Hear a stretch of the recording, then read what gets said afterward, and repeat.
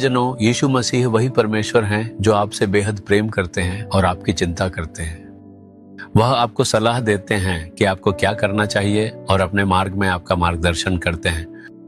इसलिए आपको केवल यह नहीं कहना चाहिए कि मैं प्रार्थना कर रहा हूं और विश्वास कर रहा हूं, बल्कि आपको प्रभु की सलाह का पालन करने के लिए भी सौंपना चाहिए। तभी आपको प्रभु की सच्ची आशीष मिलेगी। आज भी प्रभु आपको एक महत्वपूर्ण बात सिखाना चाहते हैं। क्या आप जानते हैं वह क्या है? आप आशीषित होना चाहते हैं, है ना? इसके लिए वह आपको एक मार्ग सुझा रहे हैं। भजन संहिता अध्याय 40 वचन 4 में कहा गया है, धन्य है वह पुरुष जो यहोवा पर भरोसा करता है। अगर पूछा जाए आप अपने जीवन में किस पर भरोसा करते हैं? कुछ लोग कहेंगे मैंने अच्छी पढ़ाई की है, मुझे नौकरी मिल जाएगी, मुझे अपनी योग्यता पर भरोसा है, मुझे अपनी प्राप्त की गई शिक्षा पर भरोसा है, मेरी मदद करने के लिए बहुत लोग हैं, मेरे दोस्त और शुभचिंतक, उनके सहारा के कारण मैं जीवन में सफल हो जाऊंगा। आप खुद पर, अपनी पढ़ाई, अपनी क्षमताओं और उन दोस्तों पर भरोसा करते हैं जिन्हें आप अच्छी तरह जानते हैं। लेकिन प्रभु कहते हैं, धन्य है वह पुरुष जो यहोवा पर भरोसा करता है। मैं केवल प्रभु पर भरोसा करता हूँ, न कि अपनी पढ़ाई पर जो मुझे उसी से मिली है। प्रभु ही हैं जिन्होंने मुझे क्षमताएं दी हैं, वही मेरी देखभाल करेंगे और मुझे नौकरी का आशीर्वाद देंगे। वही मेरा सबसे बड़ा भरोसा है। जिन लोगों का ऐसा स्वभाव होता है वे ही वास्तव में धन्य हैं। एक बार एक माँ ने मुझसे ऐसा कहा था, सर मैंने अपने पड़ोसी से 300 रुपए उधार लिए और चेन्नई आ गई क्योंकि मेरे बच्चे यहाँ थे। मैंने सोचा अगर मेरे हर एक अच्छे से बसे हुए बच्चे मुझे 100 रुपए दे दें तो मैं आसानी से यह रकम चुका सकती हूँ। ये घटना 40 से 50 साल पहले की है। तब यह रकम बहुत मायने रखती थी, है ना? सर अब 3 साल हो गए हैं लेकिन मैं इसे चुका नहीं पा रही हूँ और यह बात मेरे मन को परेशान करती है। वह एक विश्वासी, अभिषिक्त और प्रार्थनाशील महिला थी और उन्होंने यह बात दुख के साथ साझा की।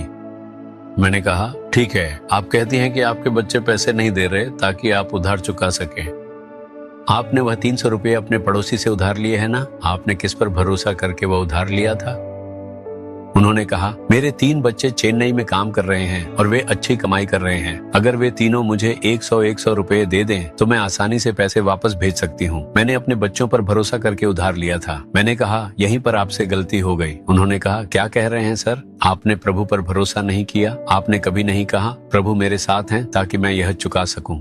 इसके बजाय आपने अपने बच्चों पर भरोसा किया और उनकी कमाई की उम्मीद की। इसी तरह आपने केवल अपने बच्चों पर ही भरोसा किया।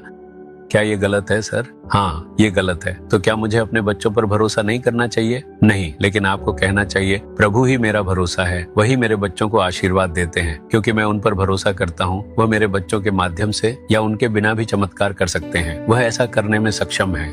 वही मेरा भरोसा है। इसी तरह आपको भी क्रिया करना चाहिए कि आप प्रभु से जुड़े रहें। फिर उन्होंने कहा, हाँ मुझसे गलती हो गई और मुझे इसका पछतावा है।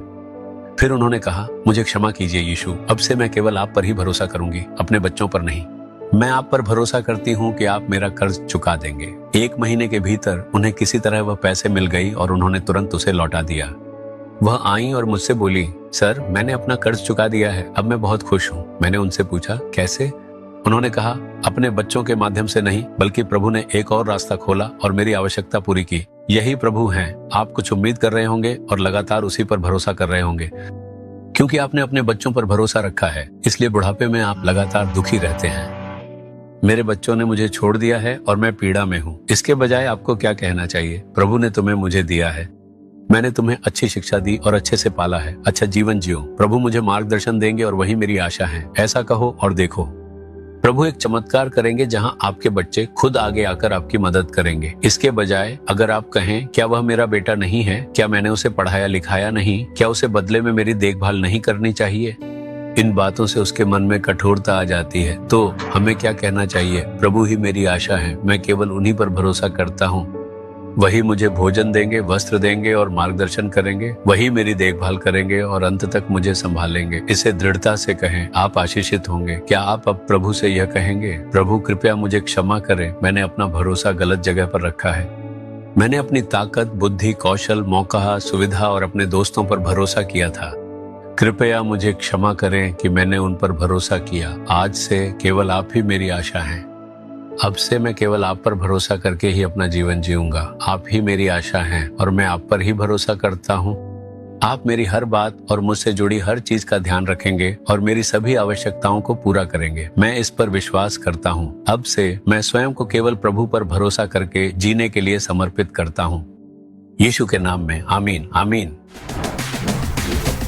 Jesus redeem Hindi YouTube channel को सब्सक्राइब करें।